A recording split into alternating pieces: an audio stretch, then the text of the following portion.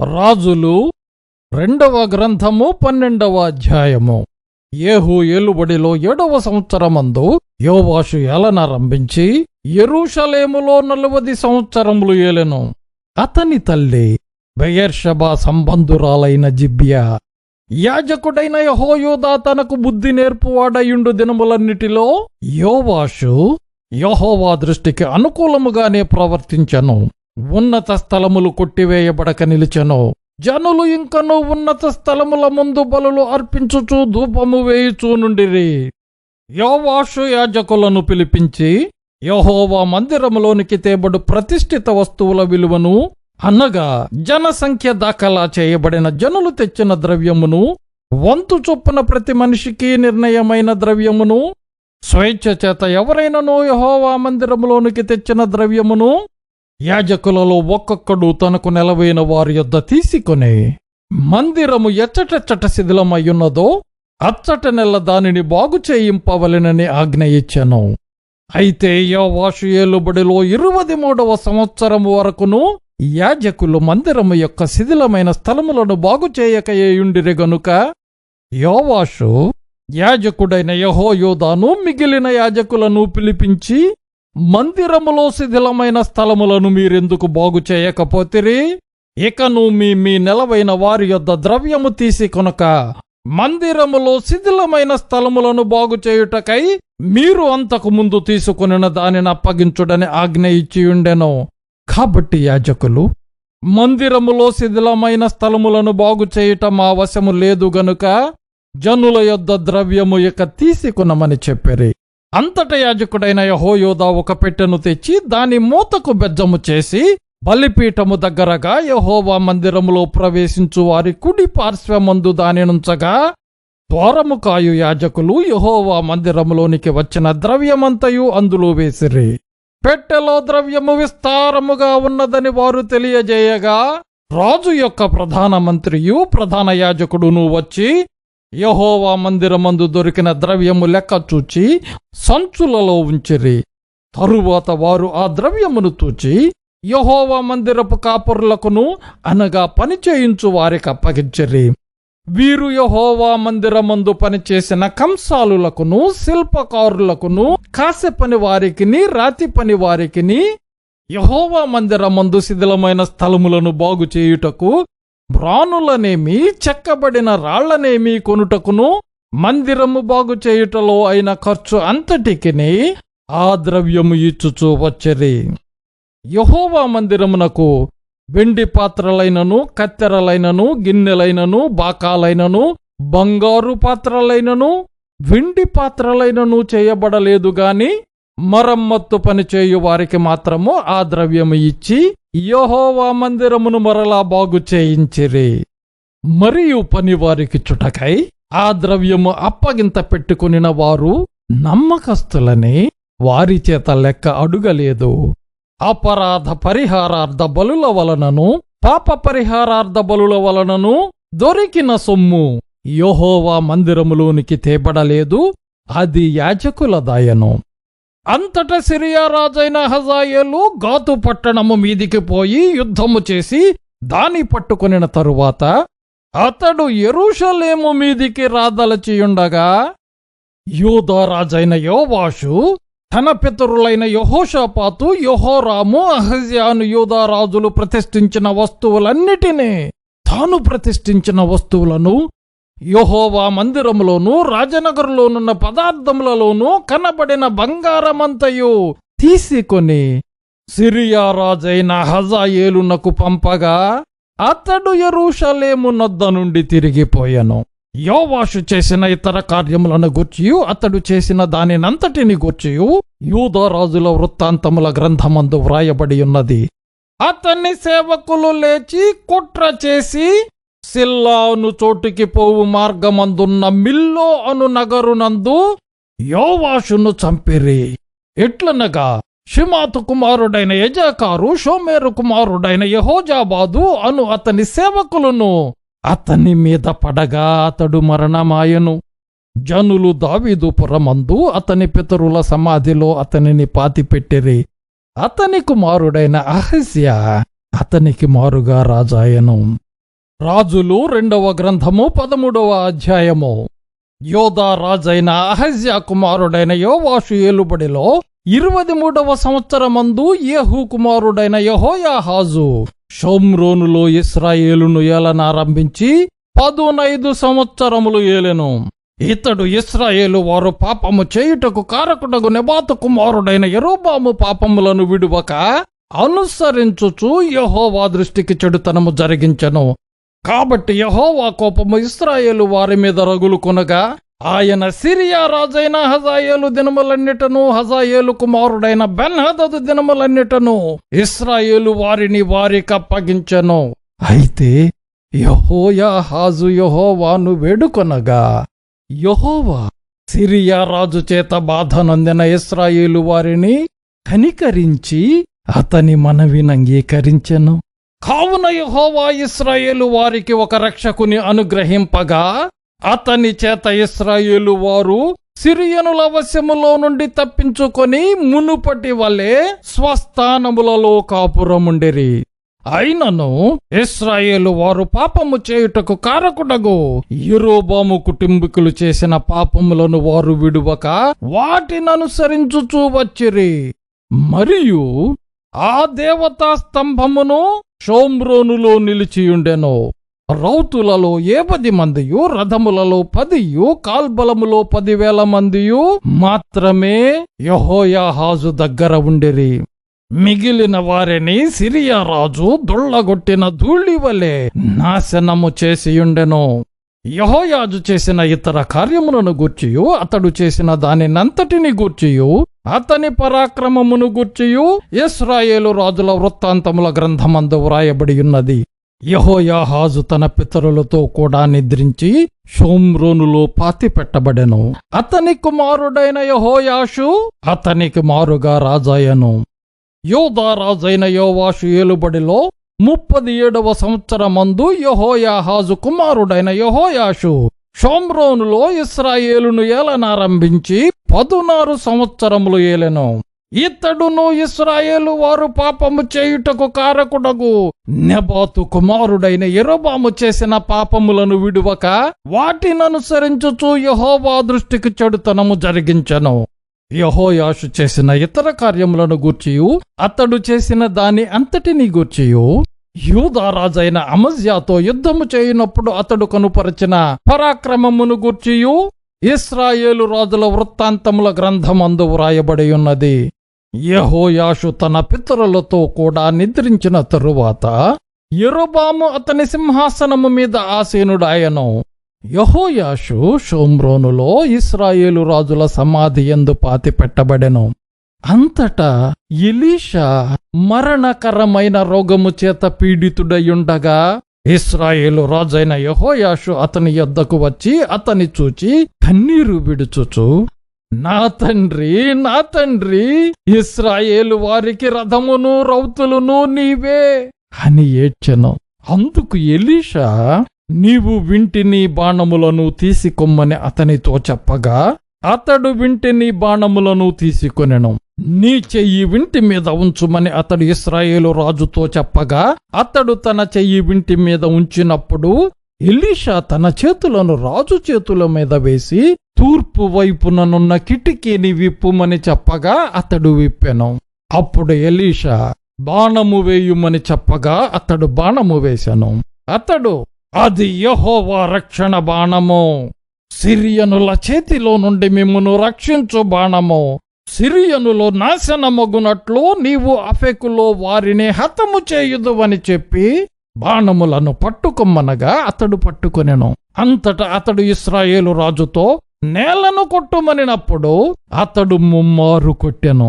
అందునిమిత్తమై దైవజనుడు అతని మీద కోపగించి, నీవు 5 మారులైనా 6 మారులైనా కొట్టిన ఎడల సిరియనులను నాశనమగు వరకు నీవు వారిని హతము చేసియుందువు. అయితే ఇప్పుడు 3 మారు మాత్రమే సిరియనులను ఓడించదవని చెప్పాను. తరువాత ఎలీషా మృతి పొందగా వారు అతనిని సమాధిలో ఉంచిరి. 1 సంవత్సరము గడిచిన తరువాత మోయాబీయుల సైన్యము దేశము మీదికి వచ్చినప్పుడు కొందరు ఒక శవమును పాతిపెట్టుచూ సైన్యమునకు భయపడి ఆ శవమును ఎలీషా యొక్క సమాధిలో ఉంచగా దింపిన ఆ శవము ఎలీషా శల్యములకు తగిలినప్పుడు అది తిరిగి బ్రతికి కాళ్ళు మోపి నిలిచెను. యెహోయాహాజు దినములన్నీయు సిరియా రాజైన హజాయేలు ఇశ్రాయేలు వారిని బాధపెట్టెను. గాని యెహోవా వారి మీద జాలిపడి వారి యందు దయయుంచి అబ్రాహాము ఇస్సాకు యాకోబులతో తాను చేసియున్న నిబంధనను బట్టి వారి యందు లక్ష్యము నిలిపి వారిని నాశనము చేయనొల్లక ఇప్పటికినీ తన సముఖములో నుండి వారిని వెళ్లగొట్టకయుండెను. సిరియా రాజైన హజాయేలు మరణము కాగా అతని కుమారుడైన బెన్హదదు అతనికి మారుగా రాజాయెను. అంతట యెహోయాహాజు కుమారుడైన యెహోయాషు హజాయేలు కుమారుడైన బెన్హదదు తన తండ్రి అయిన యెహోయాహాజు చేతిలో నుండి యుద్ధమందు పట్టుకొనిన పట్టణములను మరలా తీసుకొనెను. యెహోయాషు అతని ముమ్మారు జయించి ఇశ్రాయేలు పట్టణములను మరలా వశపరచుకొనెను. రాజులు 2వ గ్రంథము 14వ అధ్యాయము. ఇశ్రాయేలు రాజును యెహోయాజు కుమారుడునైన యెహోయాషు ఏలుబడిలో 2వ సంవత్సరమందు యూదా రాజును యోవాషు కుమారుడునైన అమజ్యా రాజాయెను. అతడు ఏలనారంభించినప్పుడు 25 వాడై యెరూషలేమునందు 29 సంవత్సరములు ఏలెను. అతని తల్లి యెరూషలేము కాపురస్తురాలైన యెహోయద్దాను. ఇతడు తన పితరుడైన దావీదు చేసినట్టు చేయకపోయినను యెహోవా దృష్టికి నీతి గలవాడై తన తండ్రి అయిన యోవాషు చేసిన ప్రకారము చేసెను. అయితే అతడు ఉన్నత స్థలములను కొట్టివేయలేదు. జనులు ఇంకనూ ఉన్నత స్థలములలో బలులనర్పించుచు ధూపము వేయుచుండిరి. రాజ్యమందు తాను స్థాపించబడిన తరువాత రాజగు తన తండ్రిని చంపిన తన సేవకులను అతడు హతము చేయించెను. అయితే కుమారుల దోషమును బట్టి తండ్రులకు మరణశిక్ష విధింపకూడదు. తండ్రుల దోషమును బట్టి కుమారులకు మరణశిక్ష విధింపకూడదు. ఎవని పాపము నిమిత్తము వాడే మరణశిక్ష నందును అని మోషే వ్రాసి ఇచ్చిన ధర్మశాస్త్రమందు యెహోవా ఇచ్చిన ఆజ్ఞను బట్టి ఆ నరహంతకుల పిల్లలను అతడు హతము చేయలేదు. మరియు ఉప్పులోయలో అతడు యుద్ధము చేసి ఎదోమీయులలో 10,000 మందిని హతము చేసి సెలా అను పట్టణమును పట్టుకొని దానికి యొక్తయేలని పేరు పెట్టెను. నేటి వరకు దానికి అదే పేరు.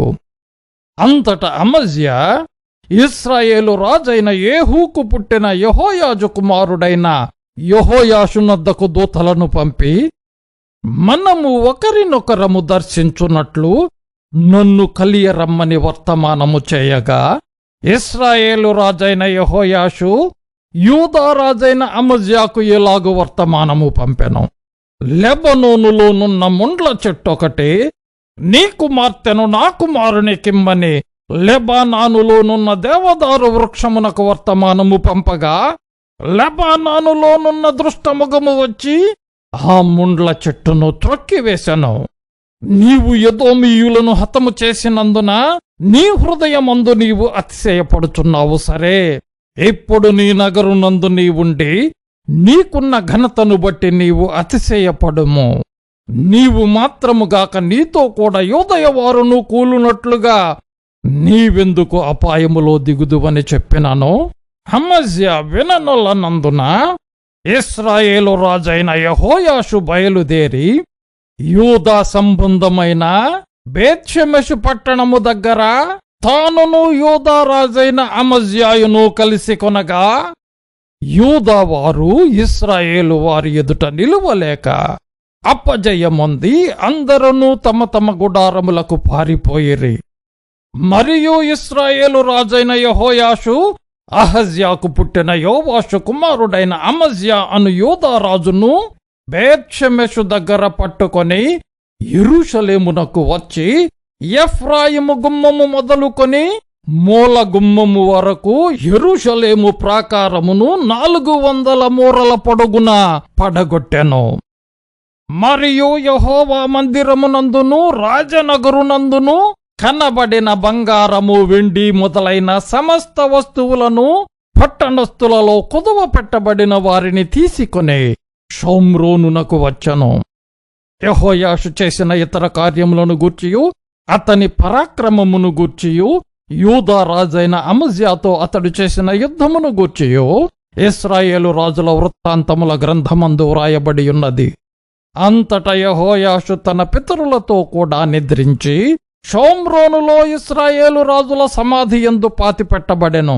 అతని కుమారుడైన యరొబాము అతనికి మారుగా రాజాయెను. యూదా రాజైన యోవాషు కుమారుడైన అమజ్యా ఇశ్రాయేలు రాజైన యెహోయాజు కుమారుడైన యెహోయాషు మరణమైన తరువాత 15 సంవత్సరములు బ్రతికెను. అమజ్యా చేసిన ఇతర కార్యములను గూర్చి యూదా రాజుల వృత్తాంతముల గ్రంథమందు వ్రాయబడి ఉన్నది.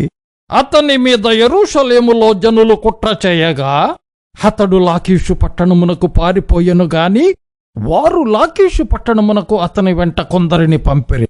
వారు అక్కడ అతనిని చంపి గుర్రము మీద అతని శవమును యెరూషలేమునకు తెప్పించి దావీదు పురమందు అతని పితరుల సమాధిలో పాతిపెట్టిరి. అప్పుడు యోధా జనులందరూ 16 సంవత్సరముల వాడైన అజర్యాను తీసుకుని అతని తండ్రి అయిన అమజ్యాకు బదులుగా పట్టాభిషేకము చేసిరి.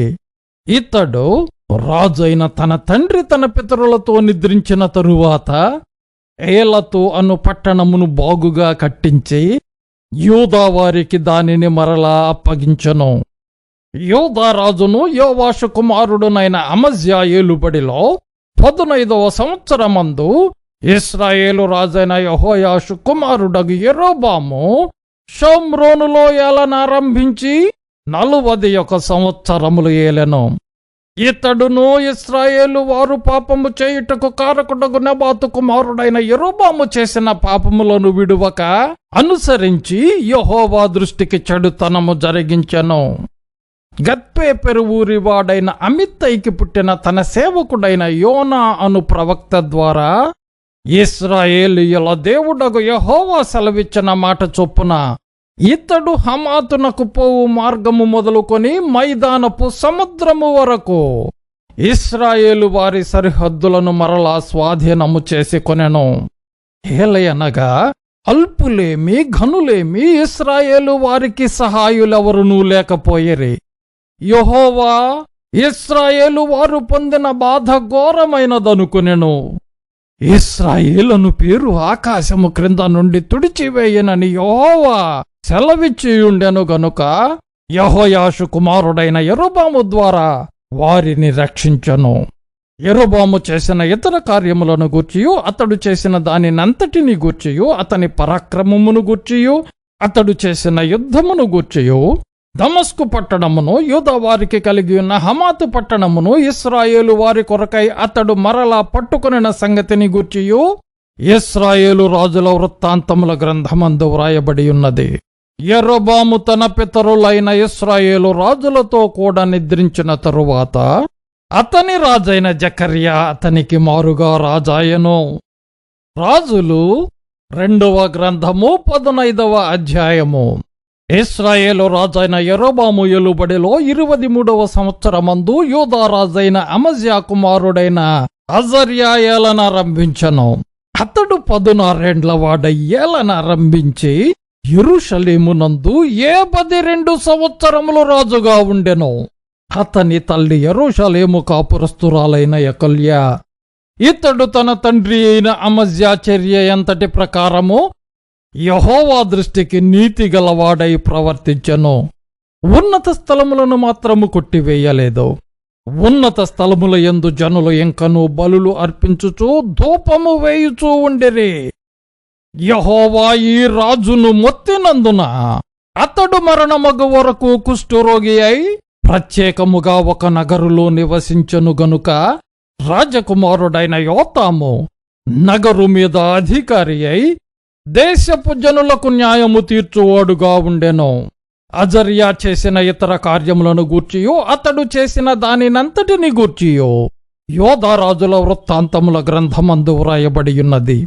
అజర్యా తన పితరులతో కూడా నిద్రించి దావీదు పురములో తన పితరుల సమాధి యందు పాతిపెట్టబడగా అతని కుమారుడైన యోతాము అతనికి మారుగా రాజాయను. యూదా రాజైన అజర్యా ఏలుబడిలో 38వ సంవత్సరమందు యెరొబాము కుమారుడైన జకర్యా షోమ్రోనులో ఇశ్రాయేలు వారిని 6 నెలలు ఏలెను. ఇతడు ఇశ్రాయేలు వారు పాపము చేయుటకు కారకుడైన నెబాతు కుమారుడైన యెరొబాము చేసిన పాపములను విడువక అనుసరించుచు తన పితరులు చేసినట్లుగా తానును యెహోవా దృష్టికి చెడుతనము జరిగించెను. యాబేషు కుమారుడైన షల్లూము అతని మీద కుట్ర చేసి జనులు చూచుచుండగా అతని మీద పడి అతనిని చంపి అతనికి మారుగా రాజాయెను. జకర్యా చేసిన కార్యములను గూర్చి ఇశ్రాయేలు రాజుల వృత్తాంతముల గ్రంథమందు వ్రాయబడి ఉన్నది. నీ కుమారులు 4వ తరము వరకు ఇశ్రాయేలు సింహాసనము మీద ఆసీనులయుందురని యెహోవా యెహూతో సెలవిచ్చిన మాట చొప్పున ఇది జరిగెను. యోదా రాజైన ఉజ్జియా ఏలుబడిలో 39వ సంవత్సరమందు యాబేషు కుమారుడైన షల్లూము ఏలనారంభించి షోమ్రోనులో 1 నెల దినములు ఏలెను. గాదీ కుమారుడైన మెనహేము తిర్సాలో నుండి బయలుదేరి షోమ్రోనునకు వచ్చి షోమ్రోనులో నుండి యాబేషు కుమారుడైన షల్లూము మీద పడి అతన్ని చంపి అతనికి మారుగా రాజాయను. షల్లూము చేసిన ఇతర కార్యములను గూర్చియు అతడు చేసిన కుట్రను గూర్చియు ఇశ్రాయేలు రాజుల వృత్తాంతముల గ్రంథమందు వ్రాయబడి ఉన్నది. మెనహేము రాగా తిప్సహు పట్టణము వారు తమ గుమ్మములు తీయలేదు గనుక అతడు వారినందరినీ హతము చేసి తిర్సాను దాని చేరువ గ్రామములనన్నిటినీ కొల్లపెట్టి అచ్చట గర్భిణులందరి గర్భములను చింపెను. యూదా రాజైన అజర్యా ఏలుబడిలో 39వ సంవత్సరమందు గాదీ కుమారుడైన మెనహేము ఇశ్రాయేలు వారిని ఏలనారంభించి షోమ్రోనులో 10 సంవత్సరములు ఏలెను. ఇతడు తన దినములన్నీయు ఇశ్రాయేలు వారు పాపము చేయుటకు కారకుడైన నెబాతు కుమారుడైన యెరొబాము చేసిన పాపములను విడువక అనుసరించుచు యెహోవా దృష్టికి చెడుతనము జరిగించెను. అష్షూరు రాజైన పూలు దేశము మీదికి రాగా మెనహేము తన రాజ్యమును స్థిరపరచున్నట్లుగా పూలు చేత సంధి చేయించుకొనవలెనని 2000 మణుగుల వెండి పూలునకు ఇచ్చెను. మెనహేము ఇశ్రాయేలులో భాగ్యవంతులైన గొప్పవారిలో ప్రతి మనిషి యొద్దను 50 తులముల వెండి వసూలు చేసి ఈ ద్రవ్యమును అష్షూరు రాజునకిచ్చెను గనుక అష్షూరు రాజు దేశమును విడిచి వెళ్లిపోయెను. మెనహేము చేసిన ఇతర కార్యములను గూర్చియు అతడు చేసిన దానినంతటిని గూర్చియు ఇశ్రాయేలు రాజుల వృత్తాంతముల గ్రంథమందు వ్రాయబడి ఉన్నది.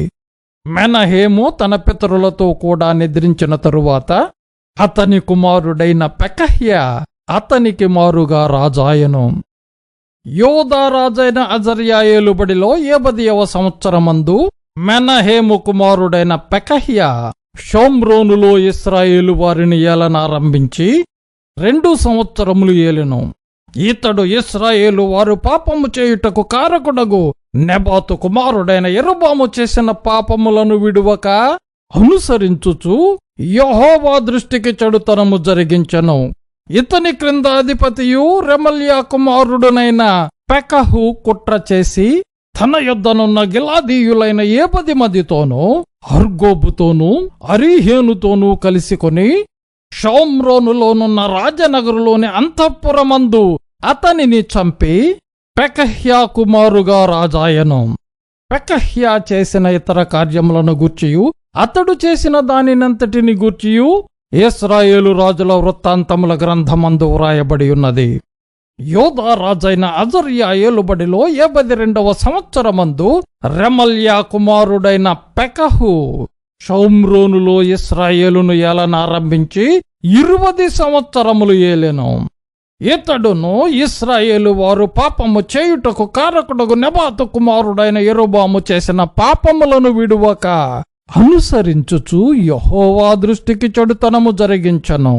ఇశ్రాయేలు రాజైన పెకహు దినములలో అష్షూరు రాజైన తిగ్లత్పిలేసెరు వచ్చి ఈయోను పట్టణమును అబేల్ బేత్మయకా పట్టణమును, యానోయహు పట్టణమును, కెదెషు పట్టణమును, హాసోరు పట్టణమును, గిలాదు దేశమును, గలిలయ దేశమును, నఫ్తాలి దేశమంతయును పట్టుకొని అచ్చటనున్న వారిని అషూరు దేశమునకు చెరగా తీసుకొని పోయెను.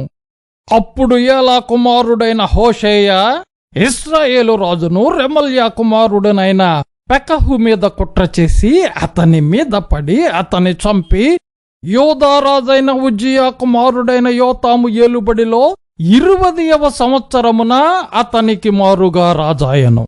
పెకహు చేసిన ఇతర కార్యములను గూర్చియు అతడు చేసిన దానినంతటిని గూర్చియు ఇశ్రాయేలు రాజుల వృత్తాంతముల గ్రంథమందు వ్రాయబడి ఉన్నది. ఇశ్రాయేలు రాజును రెమల్యా కుమారుడైన పెకహు ఏలుబడిలో 2వ సంవత్సరమున యూదారాజైన ఉజ్జియా కుమారుడగు యోతాము ఏలనారంభించెను. అతడు 20 ఏండ్ల వాడై యెరూషలేమునందు రాజై 16 సంవత్సరములు ఏలెను. అతని తల్లి సాదోకు కుమార్తె అయిన యెరూషా. ఇతడు యెహోవా దృష్టికి నీతిగా ప్రవర్తించి తన తండ్రి అయిన ఉజ్జియా చర్యను పూర్తిగా అనుసరించెను. అయినను ఉన్నత స్థలములను కొట్టివేయకుండెను. జనులు ఉన్నత స్థలములందు ఇంకను బలులనర్పించుచు ధూపము వేయుచుండెరి. యెహోవా మందిరమునకున్న ఎత్తైన ద్వారమును కట్టించెను. యోతాము చేసిన ఇతర కార్యములను గూర్చియు అతడు చేసిన దానినంతటిని గూర్చియు యూదారాజుల వృత్తాంతముల గ్రంథమందు వ్రాయబడి ఉన్నది. ఆ దినములలో యెహోవా సిరియా రాజైన రెజీనును, రెమల్యా కుమారుడైన పెకహును యూదా దేశము మీదికి పంపనారంభించెను. యోతాము తన పితరులతో కూడా నిద్రించి తన పితరుడైన దావీదు పురమందు తన పితరుల సమాధిలో పాతిపెట్టబడెను. అతని కుమారుడైన ఆహాజు అతనికి మారుగా రాజాయను.